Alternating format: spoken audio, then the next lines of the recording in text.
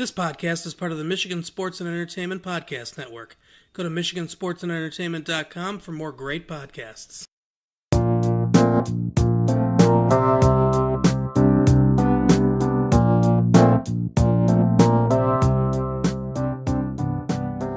Hello, Internet, and welcome to another episode of Quiz and Hers, the trivia podcast where we test each other's knowledge and the strength of our relationship in a 10-week battle for trivia supremacy.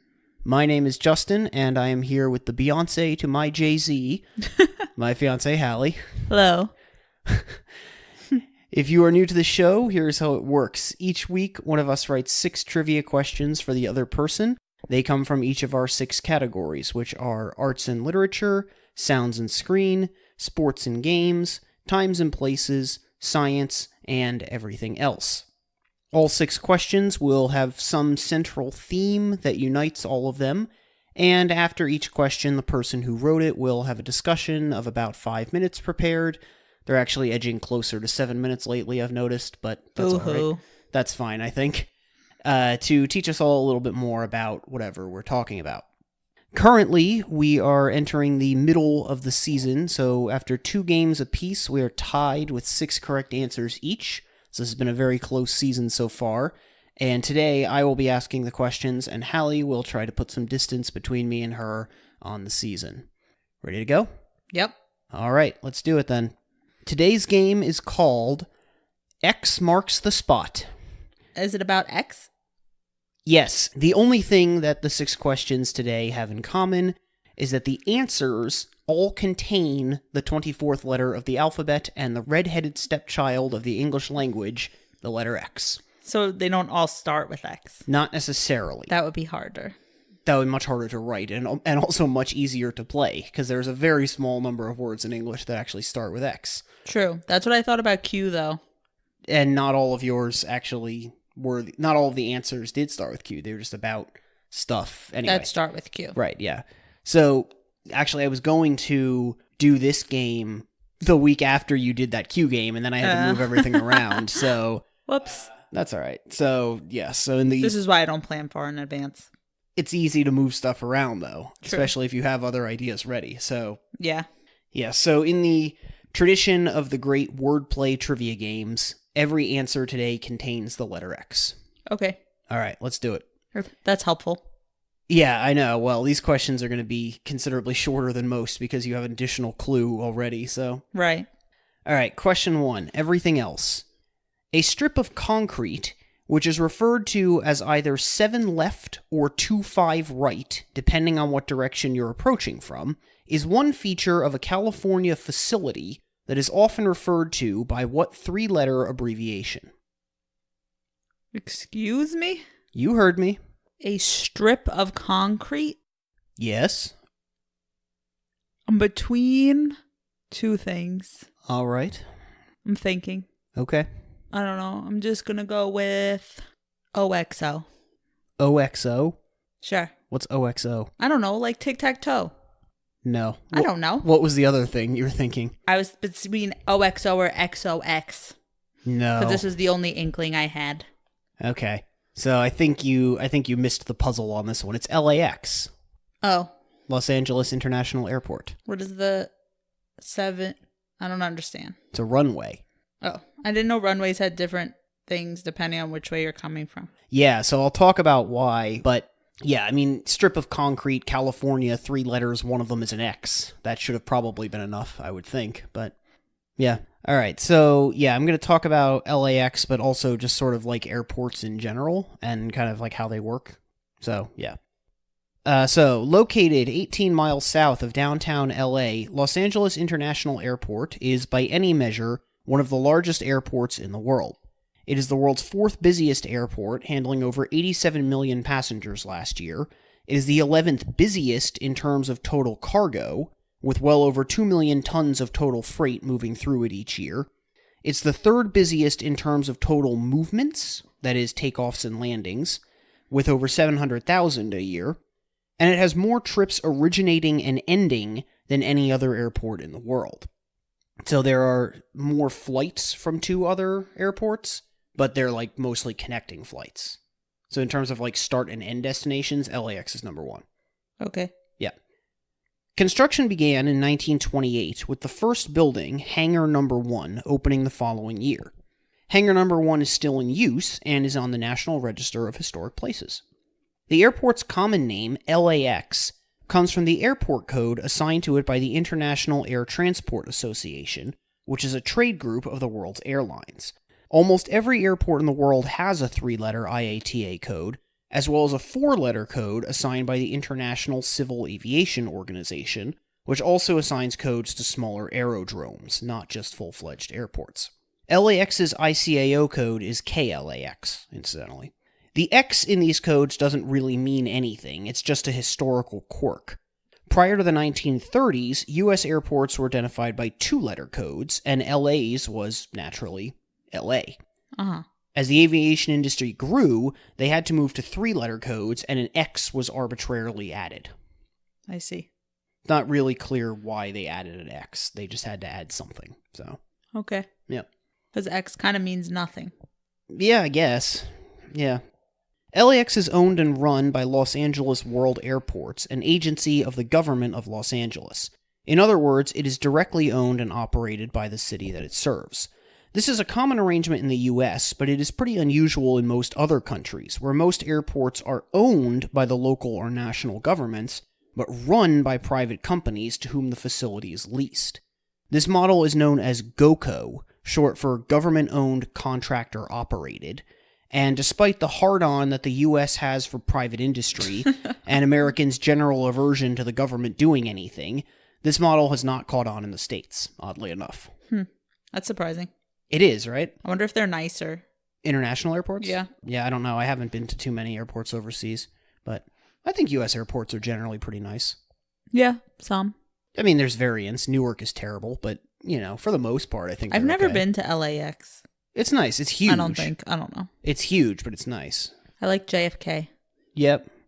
My favorite airport in the U.S. is actually like a little airport in California in Long Beach. It only has not two gates, but two, what do you call them? Terminals? Yeah, I guess, 2 terminals. But yeah, it's really nice. It's like kind of open air. Like even once you're through security, like obviously there are walls and stuff, but like there's kind of this gap above the ceiling that lets like the fresh air from the beach come in. There's a nice airport bar. It's really cool. I like it there. Cool. Anyway, I've traveled Okay. a lot for work the past few years, so I have opinions on airports. Yeah. Or was I? Right.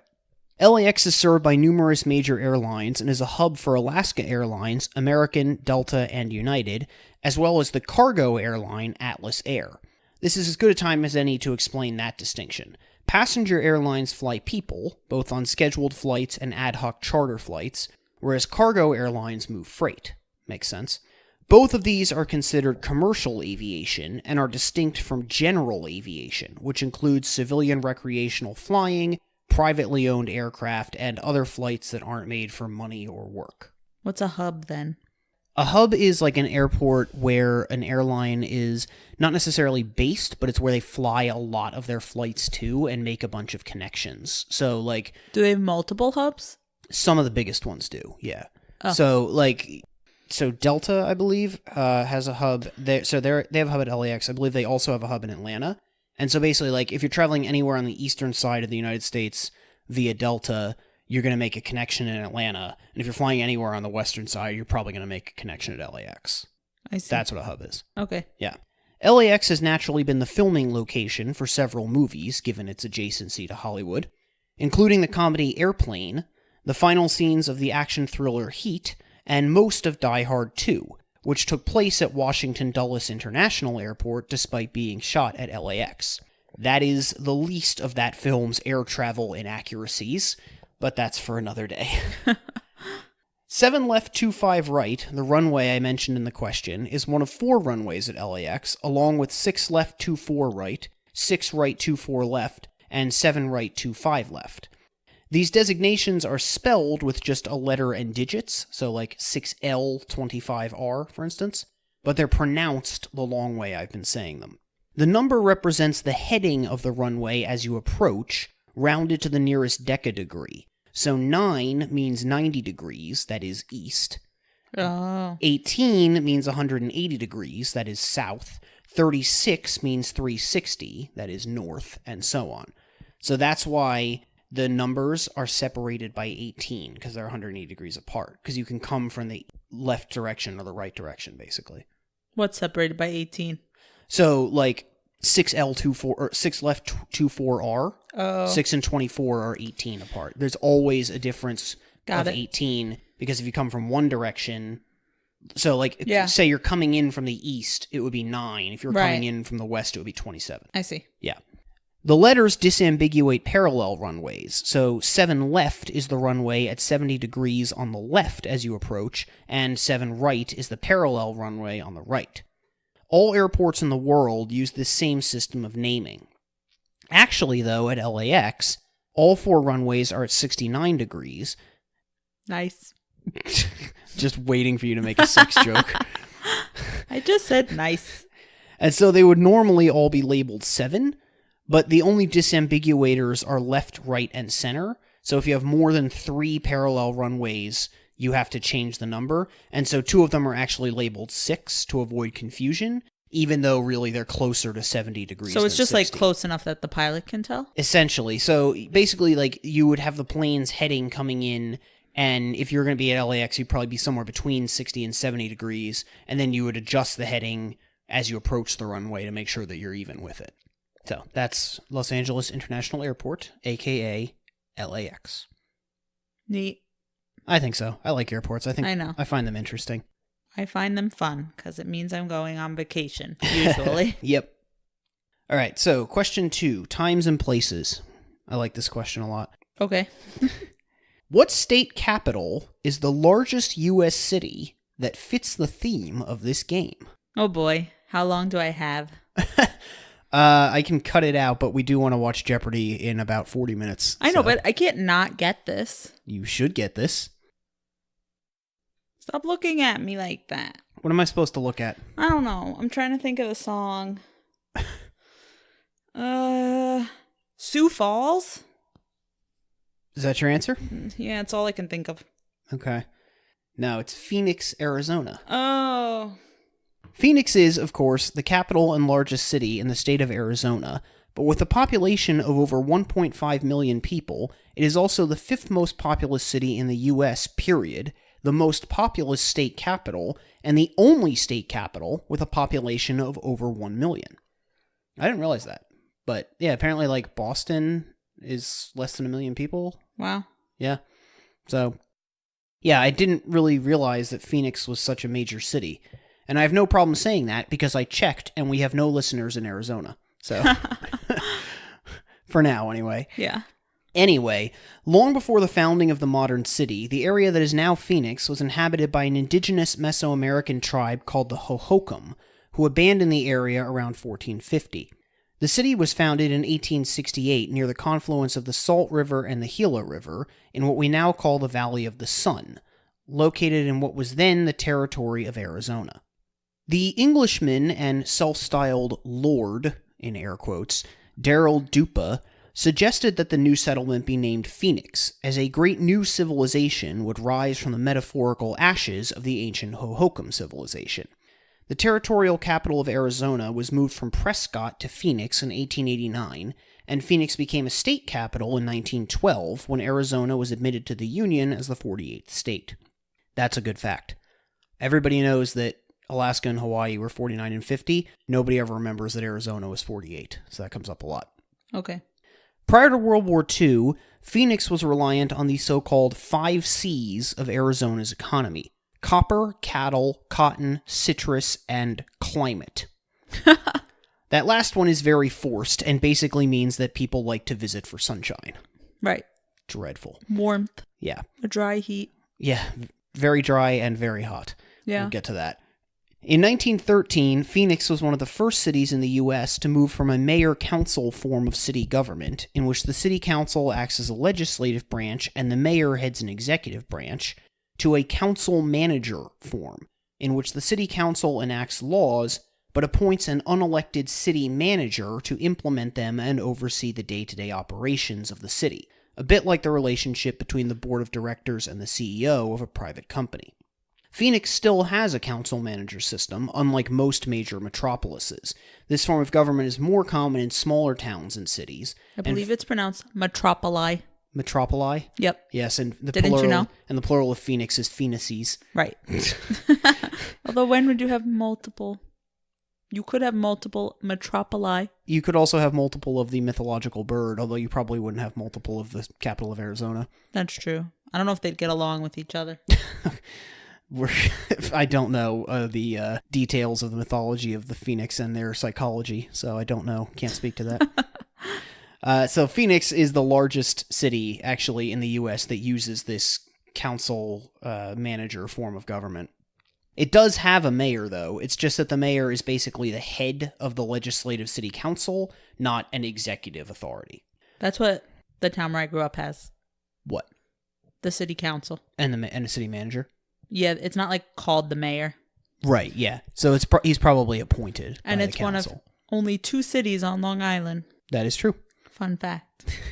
During the era of World War II, Phoenix had a population of about 65,000, but many men in the armed forces trained in the area and relocated there after the war, fueling extraordinary growth, which was also spurred by the development of air conditioning in the 1950s. That was important because Phoenix's desert climate burns about as hot as the city's mythological avian namesake. The average daily temperature in July is 95 degrees, and even in December it's 55. The record high is 122. Oh my god. No, thank you. Scorching. At least it's a dry heat. That's what they say, but I don't think you'd be dry for very long. I think No. you will just sweat through whatever you're wearing because it's hot as balls out there. Yeah. Yep. Since 1979, Phoenix has been divided into semi-autonomous neighborhoods known as urban villages. There were originally 9 of them, but that number has grown to 15 as surrounding areas have been incorporated into the city proper. Today, Phoenix is a modern major metropolitan area whose economy is dominated by real estate, finance, manufacturing, retail, and healthcare. Did you say a modern major area? Modern major metropolitan Modern area. major metro. It sounds like a song. I am the very model of a major metropolitan area. Yeah, that. It is one of only 13 cities with teams from all 4 major North American sports leagues. Major League Baseball's Arizona Diamondbacks, the NFL's Arizona Cardinals, who have the first overall pick in the draft this year, which my episode was about recently. Why aren't they called Phoenix? I don't know. I guess Just weird. It's the same reason that the Patriots are New England, not Boston. I'm not really sure. I guess just they consider them to be representatives of the whole of Arizona. But the basketball, right, is Phoenix. The Phoenix Suns, yes. Weird. And last is the NHL's Arizona Coyotes. Phoenix is also home to the WNBA's Phoenix Mercury, a United Soccer League team called Phoenix Rising FC, the already defunct Alliance of American Football's Arizona Hotshots. Already? Yep. It folded with 2 or 3 weeks left to play in the season. Just ran out of money and collapsed. And one of college football's major postseason games, the Fiesta Bowl.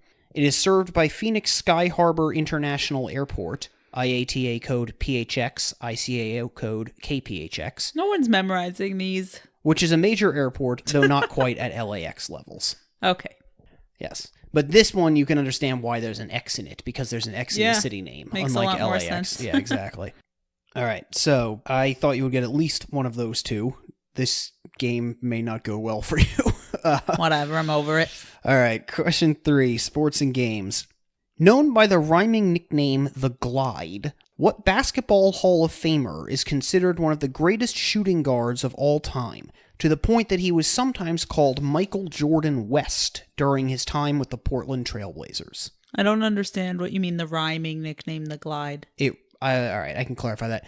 The Glide rhymes with his first name, Oh. and his last name has an X in it. Oh. And you're probably still not going to get it. Clyde. I do need the last name. Oh. I know this. Clyde. I don't know. Exton. No, not a bad guess. It is Clyde the Glide Drexler. Drexler. Mm-hmm. I was on the right track Yeah, you were. for having known nothing about this. Yeah, we haven't done a sports biography in a while. Yeah. And Clyde the Glide Drexler had a pretty remarkable career. For the record, I considered asking a question about the X Games, but I decided it was too easy. It was Then- not. The X Games? Really? What games All feature right. snowboarding and skateboarding. I'm just saying you didn't have to put it in the question if it's called X Games. It didn't have to be the answer. Could have been the question. But the point of the game is that every answer has an X in it. So you're just trying to one-up me. Yes. Fine. I also consider doing a question about Jiangqi, which is a board game that is sometimes called Chinese chess in the West, but decided that was way too hard. And I considered talking about the XFL, but decided that there had been too much football talk this season. That's true. So here we are, talking about Clyde the Glide Drexler. Clyde Drexler was born in New Orleans, Louisiana on June 22nd, 1962, but grew up in Houston, Texas, also has an X in it, where he made the varsity baseball team his sophomore year of high school, but did not make the basketball team. He did play his senior year at the center position and was recruited by New Mexico State University, also has an X, Texas Tech, We know. and the University of Houston, where he ultimately played his college ball because he didn't want to move away from home. At UH, he was a member of the famous teams known as Phi Slamma Jamma, which I have to detour briefly to talk about because it's fucking awesome. Okay. So the name Phi Slamma Jamma was coined by Thomas Bonk, a sports reporter for the Houston Post, in reference to the lightning-fast, slam-dunk-heavy style of play the team employed. Coach Guy Lewis famously referred to dunks as, quote, high-percentage shots, which is hilarious and awesome. Nice. That's so good. The team's style was influenced by the fast, athletic style of players from the then-defunct American Basketball Association, especially Dr. J. Julius Erving. Besides Clyde the Glide, other notable members of the Phi Slamma Jamma teams included fellow Hall of Famer Hakeem the Dream Olajuwon, Benny the Bomber from Bernice Anders, Larry Mr. Mean Michaud, Greg Cadillac Anderson, and Michael Silent Assassin Young. I like that one. I'm not much of a basketball fan, but I'm seriously considering getting into it just for the fucking sick nicknames. Yeah. Because those I are like awesome. Anyway, Drexler entered the NBA draft after the 1982 college season, a year before the Phi Slamma Jamma Houston Cougars lost to the NC State Wolfpack in a dramatic upset in the NCAA Finals. The Phi Slamma Jamma era ended in 1984 when the last seniors moved on, but the team's frenetic, fan-friendly style of play had helped grow college basketball into a major sport. Right, so, back to Clyde Drexler. He was drafted by the Portland Trail Blazers and established himself as one of the best all-around players in the NBA, drawing comparisons to his heiress Michael Jordan, who was drafted a year after him. Incidentally, in the 1991-1992 season, Drexler finished second to Jordan in MVP voting and lost to Jordan's Chicago Bulls in the NBA Finals. That has to sting. Yeah.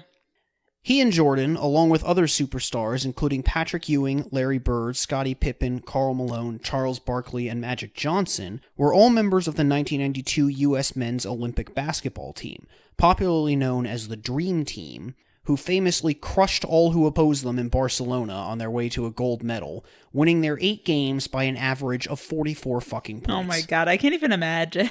It's bonkers. Yeah, I mean, I'm not surprised. No, I mean, it's a ridiculous lineup. That's the greatest basketball team ever assembled. Is that the point at which they decided they couldn't have professional players anymore? And then they went back? So I think actually basketball, there's been an exception for pros for quite a while. Oh. I'm not exactly sure. That's something we could look into. I thought for a while, like in my lifetime, they weren't allowing them. And then a few years ago, or like within the last 10 years, they said okay again. Yeah, I'm not sure actually. That's actually a really interesting topic that we could talk about at some point. Be like the history of professionalism in the Olympics. That'd be a really cool thing to talk about. I don't know. So anyway, Drexler is therefore the only player who was part of both Phi Slamma Jamma and the Dream Team, which is a pretty cool distinction to have. Yeah. In 1995, Drexler was traded at his request to his hometown Houston Rockets, where he reunited with Olajuwon to win his sole NBA championship. He retired in 1998 and returned to the University of Houston as their head basketball coach. After an unsuccessful 2 seasons, he retired from this position as well in 2000. His jersey number, 22, has been retired by the UH Cougars, the Trail Blazers, and the Rockets, and he was inducted into the Naismith Memorial Basketball Hall of Fame in 2004, the first year he was eligible. Nice. In March of 2018, he was appointed the new commissioner of Big 3, a professional 3-on-3 basketball league that is owned by rapper and former Quiz and Hers discussion subject Ice Cube. Drexler still resides in Houston, Texas. Cool. Yep. It sounds like he doesn't want to leave. No, he loves his hometown, I guess. Yeah. Which, yeah, good for him. Why not? I mean, I've moved all over the place, but Yep. something to be said for staying near home, I guess. Yep. All right, so that brings us to halftime. You are not having a great game so far. You're 0 for 3. Well, this is when we take a moment away from the game just to say thank you to everyone listening and to tell you that you can find us on any social media or any podcasting platform that you can think of. So please be sure to subscribe, like, rate, maybe leave us a review, and tell us what you like about the show or what you don't. We are also on Facebook, Twitter, and Instagram at Quiz and Hers, so please follow us there and get in touch. We love hearing from you guys. Or you can email us at quizandhers@gmail.com. And YouTube, I always forget. You like, think and I'm always like, YouTube. People listening probably think this is a bit. It's not. It's really not. Legitimately never remember. I don't know why. It's true. I even said to myself before we started recording, don't fucking forget the YouTube during your halftime plugs, because you always forget it, you fucking idiot. And I did it anyway. It's okay. That's all the what episodes I'm here are on for. YouTube. God. It's okay. All right. Is there anything else we need to plug? I don't. I guess that's it. Yeah. Thanks for listening to all of you. Thanks to Lee Rosevere for our theme song, Thinking It Over. And back to the game. All right. Question 4, science. Specifically computer science.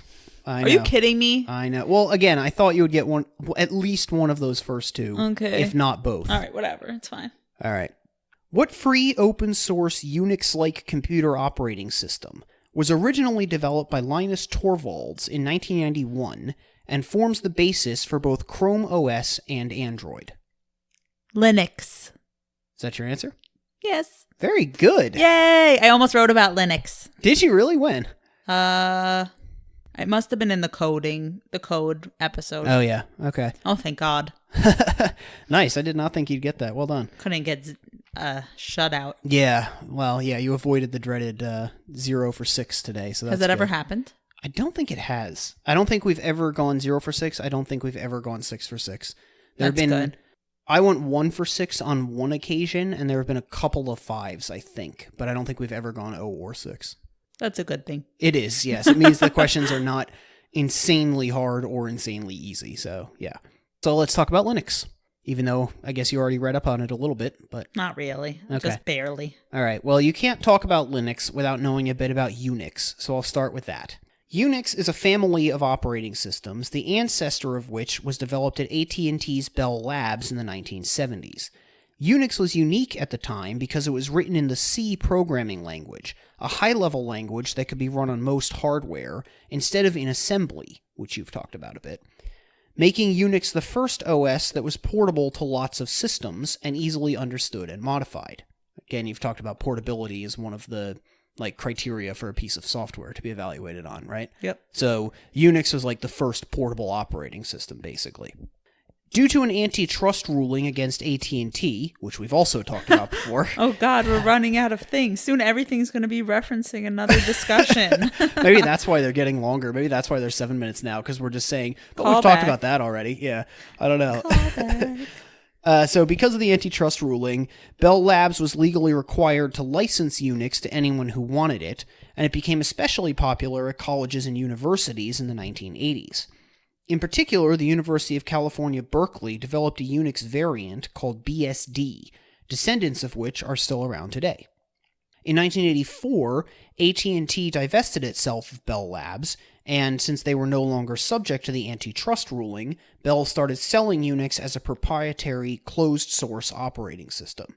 BSD's modern descendants remain open source, while other Unix-based OSs, including the most widely installed version of Unix, Apple's Mac OS, are at least partly closed source. So Mac OS is Unix, but Windows is not. No, Windows is neither Unix nor Linux. It's totally proprietary. Interesting. Yeah. Okay. But yeah, Mac OS is a Unix derivative, which I didn't know. So this closing off of Unix led to a movement among software developers to create a Unix-like system that was completely free and open source. The GNU project, started by Richard Stallman, was the first attempt at this, and successfully produced several key programs needed for an OS, including libraries, compilers, text editors, and a windowing system. But by 1991, they still had not solved low-level pieces of the puzzle like device drivers and the kernel, which is the most important part of any operating system. The kernel, and for the record, it's Kernel, not Colonel. I figured. Okay, it's spelled like a popcorn kernel. That's what I was imagining. Yeah.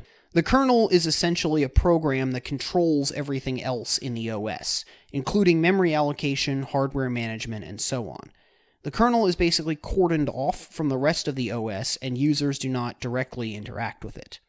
Which kind of raises the question, why isn't it spelled like the military rank? Because it's in charge of everything. Because it's like a kernel just in there.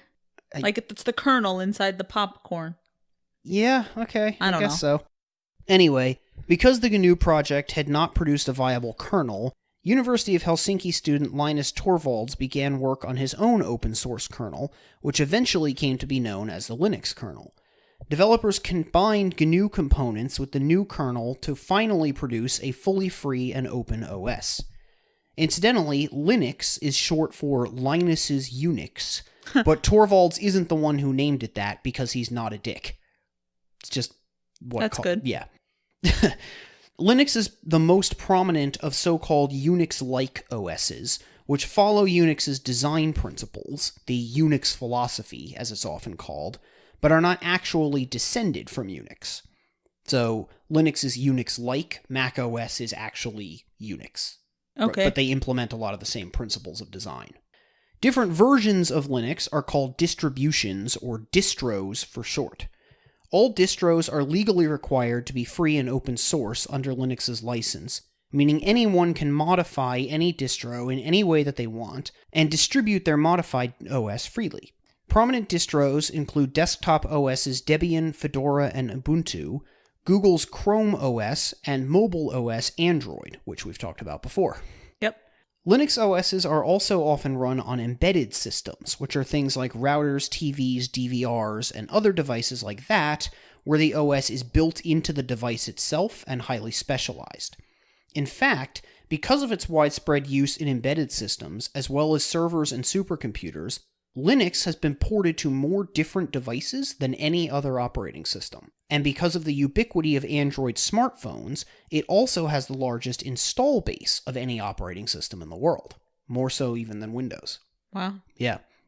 Linux's mascot is a cartoon penguin named Tux, and a distro called Kali Linux is Elliot Alderson's OS of choice on the excellent TV series Mr. Robot. Yeah. And I'll just close with that. Nice. All right. Question 5, Sounds and Screen.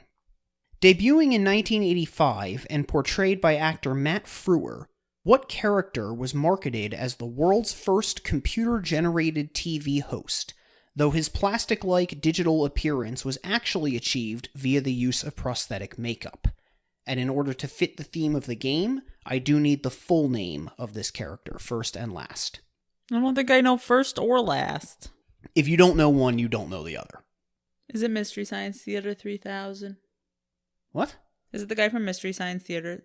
No. Oh. You've seen Mystery Science Theater. There's no computer-generated host. Plastic. There's an X in both names, you said? No, there's an X in the first name, which is why I need it. Axel. Can I get credit for this? What? Axel. It's not right, so no. All right, fine. What is it? It's Max Headroom. It sounds vaguely familiar. You've heard of it, yeah. Max Headroom is a fictional character who comes up pretty often in trivia just because of the sheer weirdness of everything about him. He was created as a parody of self-important, phony late-night talk show hosts and is known for his offbeat, rapid-fire wit and his distorted artificial voice, which would change pitch seemingly at random, and sometimes get stuck repeating the same sound over and over. Since Max originated in the mid-'80s, actually computer animating him was wildly impractical, so actor Matt Frewer donned a black fiberglass suit and a foam latex prosthetic makeup to achieve the shiny plastic look of the character. His voice was manipulated with a device called a harmonizer, even in real time during live appearances, and video of the character was superimposed on a putatively computer-generated geometric background, which, like Max himself, was not actually computer-generated, but was rather animated by hand. Oh. Frewer described the 4.5-hour process of applying the prosthetics to become Max as, quote, grueling. Wow. Yeah. It wasn't on every day, was it? Every day they shot. Yeah. Yeah. So the character... But I meant like live talk shows. Oh, no, thank God. I was wondering. There is a live talk show, and I'll get to that, but I don't think it was every day. Okay. Max Headroom originally debuted in the British made-for-TV movie Max Headroom 20 Minutes into the Future, a cyberpunk origin story set in a dystopian world dominated by megacorporations and television. In the film, Max is created by digitally scanning the mind of comatose journalist Edison Carter, also played by Frewer. But the program is defective. Instead of producing a digital clone of Carter as intended, it produced a babbling, incoherent AI that calls itself Max Headroom, the last two words Carter saw on a sign in a parking garage before the accident that put him into a coma. Carter eventually wakes up, and with the help of Max, who has developed into his own unique entity, he defeats the evil TV corporation that he works for.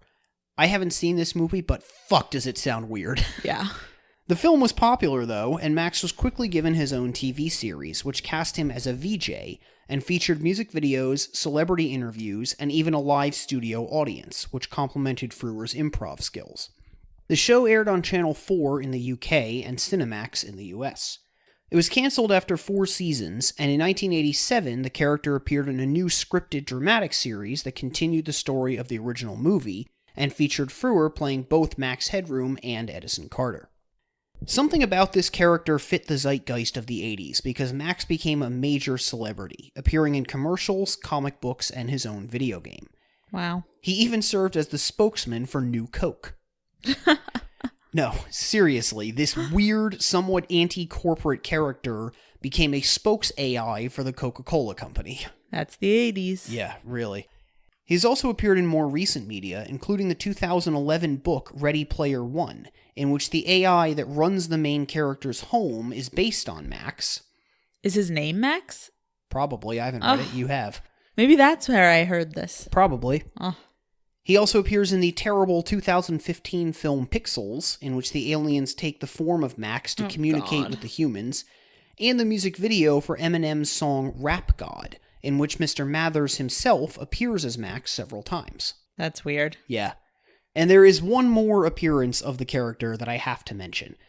In 1987, 2 Chicago TV stations, independent network WGN-TV and PBS affiliate WTTW, had their broadcast signals hijacked by an unknown hacker in a Max Headroom mask, who rambled incoherently in front of a homemade, quote, computer-generated background, like the ones that Max used. The longer of the 2 interruptions lasted about 90 seconds, and ended with a naked ass being hit by a fly swatter. Speaking of Mr. Robot. Yeah, I know, right? The culprits were never identified or caught. Weird. Maybe I should have saved this for Unsolved Quiz-Tories 3 Trivia Drift. You're not doing that. No, I'm not. Or maybe Unsolved Quiz-Tories 4 Kingdom of the Quizdle Skull. Oh my god. You've thought about this. I'm not doing it. That's why I burned them on that one. I see. That's why I burned the names. I just thought they were funny. But yeah. No. But yes, they never caught this weird anonymous lunatic in a Max Headroom mask. Weird. Incredible. All right, question 6. You should get this one. I hope so. I'm sensing a trend here, so now. What? All of them but one have been words that end in the letter X. Really? Yes. LAX. Phoenix. Oh, yeah, okay. Drexler, no. And then Max and Linux. That's true. Okay. I wouldn't bank on that. I'm not. It's just weird because it's like you wouldn't think of that in the first place, which is why I was getting tripped up in the beginning. Yeah. Because it's just like when you're thinking of something with a certain letter, it takes a while for you to think of it as the last letter, which is... Yeah. All right, well, you should get this one. So, question 6, arts and literature. The Guardian's list of the 100 greatest novels of all time includes only 2 titles containing the letter X. The Executioner's Song by Norman Mailer, which ranked number 81, and this 1605 book by Miguel de Cervantes, which ranked number 1. Oh, I know. What is it? See, that's hard because it doesn't make the X sound. Okay, but... Don Quixote. It is Don Quixote. Yes. Wow, number 1. Apparently, yeah, according to The Guardian, it is the greatest novel of all time. I never ever would have thought that. Yeah. Weird. Miguel de Cervantes' Don Quixote has been called the first modern novel, though not the first novel. That is a title usually granted to the Tale of Genji, written by Japanese noblewoman Murasaki Shikibu in the early 11th century, about 500 years before Cervantes' magnum opus. Most people listening probably have some familiarity with the basic plot of Don Quixote, so I'm just going to hit on what's most trivia relevant. Okay. The work's full title in English is The Ingenious Gentleman Sir Quixote of La Mancha, but it is usually just called Don Quixote. Don, in this case, is not a name, but rather the Spanish form of the English title, Sir. I knew that. Well, I know you know that. You speak Spanish. Right. The novel begins with Cervantes assuring us that the tale he is about to relate is true, with some of it having been uncovered in the archives of the town of La Mancha, and the rest having been translated from a Moorish text. Part 1 of the putatively true story was published in 1605, and tells the tale of Alonso Quijano, an aging Spanish noble from La Mancha, who has gone mad from reading too many chivalric romances. He decides to become a wandering knight-errant seeking adventure and glory. He renames himself Don Quixote de la Mancha, christens his aging horse Rocinante, and decides that the neighboring farm girl Aldonza Lorenzo, to whom he has never spoken, mind you, is a fair maiden and the love of his life for whose honor he will fight. He renames her Dulcinea del Toboso, and to this day, referring to someone as a Dulcinea implies hopeless, unrequited devotion. So he's just, like, delusional? Yeah, he's nuts. Okay. Yeah, he's crazy. I didn't realize that. What did you think he was? I didn't know anything about it. I thought, like, they were in love or something. I don't really know. No, he's just a lunatic. Okay. Yeah. Part 1 includes Quixote's knighting by an innkeeper whom he imagines to be a castle lord, which is done purely to get rid of him.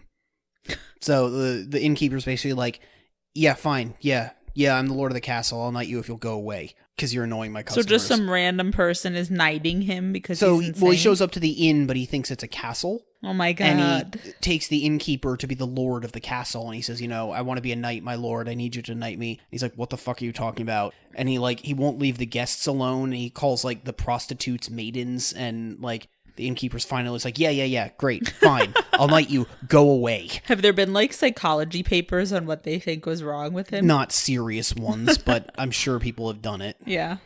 Interesting. Quixote soon gets in his first fight with some traitors who insult his imaginary girlfriend.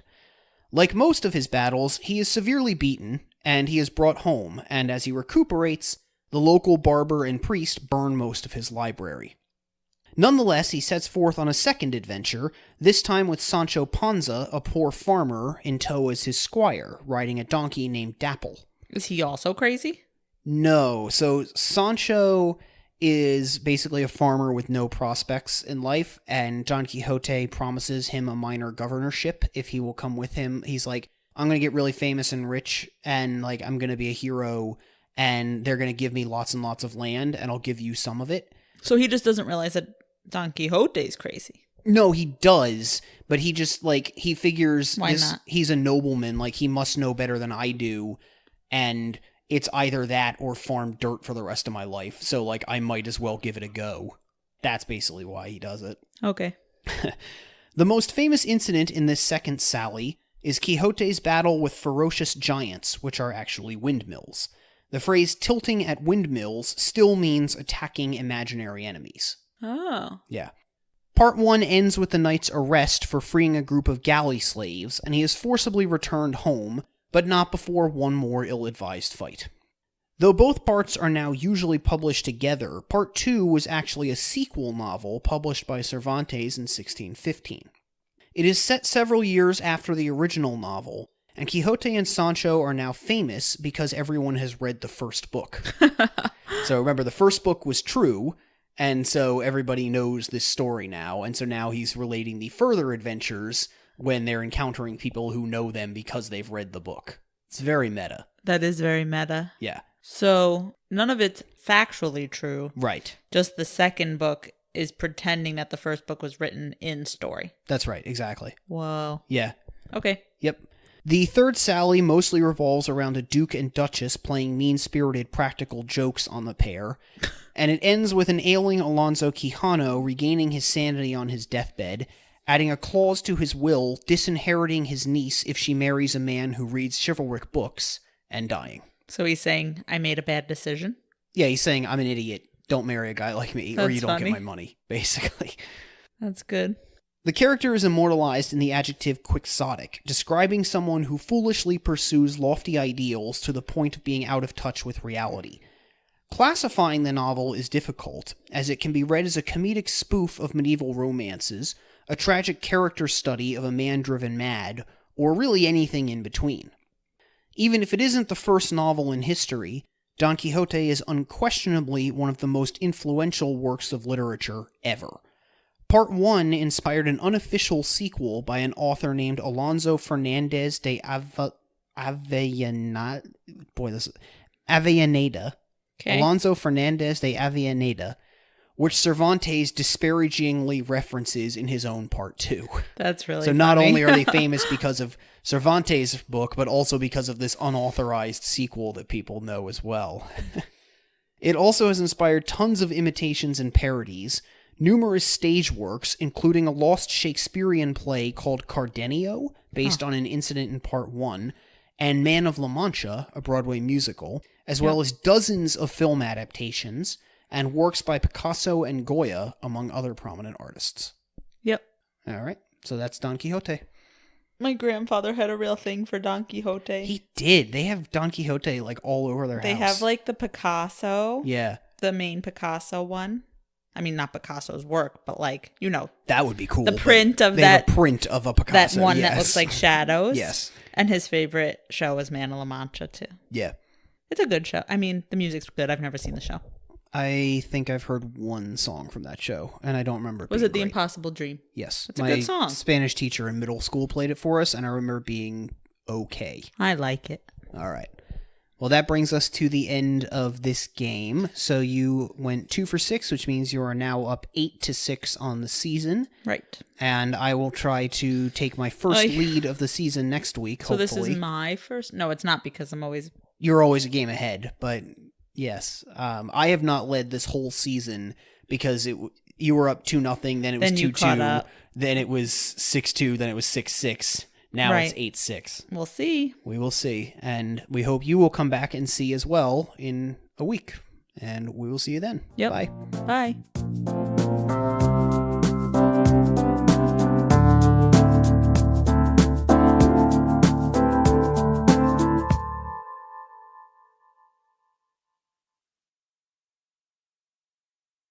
To dream the impossible dream. Okay, I'm done. That's going at the end.